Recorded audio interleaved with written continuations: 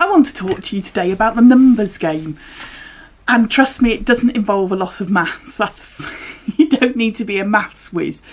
But this is about you being able to hit the goals that you've set for yourself, being able to understand that within the any business that you've got, it's always going to be a game of numbers. It just depends on whether you understand the rules so that you can play it to your advantage. Whether you're looking at building a customer base or a team, it's always going to be about the numbers that you work with. You just need to figure out which numbers go where. And you can only do this by starting out blind, but making a note of what it is that you do. And hopefully as I go through a few examples, it will become clear what I mean by this. So let's just say that I'm looking to build my customer base. And I start off completely blind, really not understanding what it is that I need to do to be able to build that customer base.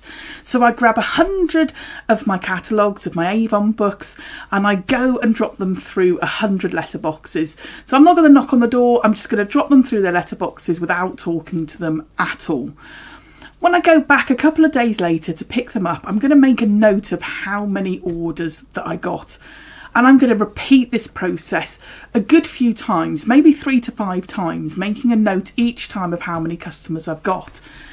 I'm then going to have a look to see, on average, how many books do I need to put out in order to find one customer. Now, I know for a fact that on one street I might get no customers and on another street I might find 6 customers, but I'm looking for averages, and that's the numbers game. It's just the averages. So I'm looking for the average number of books that I need to put out to find a customer. And let's say that I work out on average for every 30 books I find a customer. I just need to work that game now with those numbers.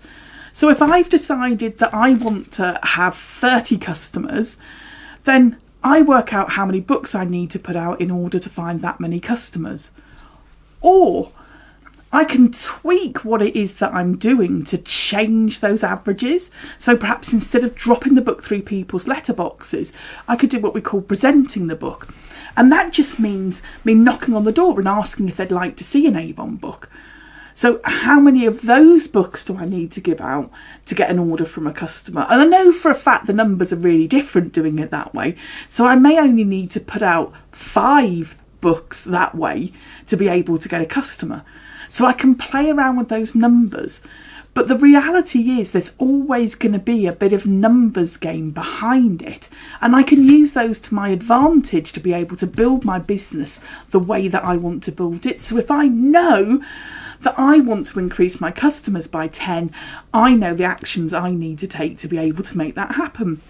The same thing works with team members, finding team members. All I need to do is make a note of what I'm doing to start off with. So again, I'm going to start off completely blind, having no idea what the numbers game is for finding new team members. But I'm going to make a note of how many people I speak to each day talking about the Avon business. So have I spoken to 5 people today? I log down that I've spoken to 5. Have I spoken to 20 the next day? I log it down. I'm also going to log down when it is that I get somebody that says yes, that they really would like to earn some money with Avon.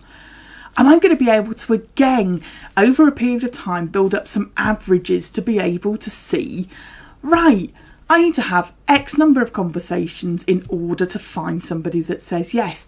And I can then play those numbers to plan my week out.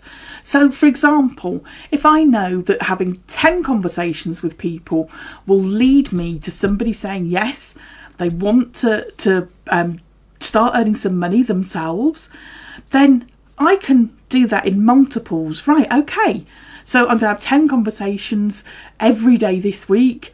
That means that I can find, on average, 7 new team members. What if I did 20 conversations? What if I did 30 conversations a day? It's completely up to me how it is that I want to play the numbers within what I've done, but it always is an average. So do remember, whether it's looking for customers or whether it's looking for team members, there's going to be a time where perhaps you speak to 10 people and you don't get anybody, but another time where you speak to 10 people and you might get 2 people. So don't get too focused on, by the end of 10 I should get somebody.